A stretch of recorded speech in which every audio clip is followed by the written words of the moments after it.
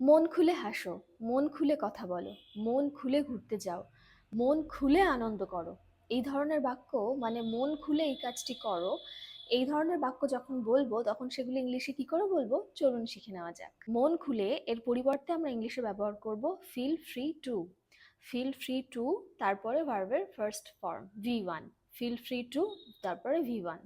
For example, মন খুলে কথা বলো, feel free to talk. Feel free to talk. মন খুলে হাসো, feel free to smile. Feel free to smile. মন খুলে এটা জিজ্ঞাসা করো, feel free to ask this. Feel free to ask this. মন খুলে ওখানে যাও, feel free to go there. Feel free to go there.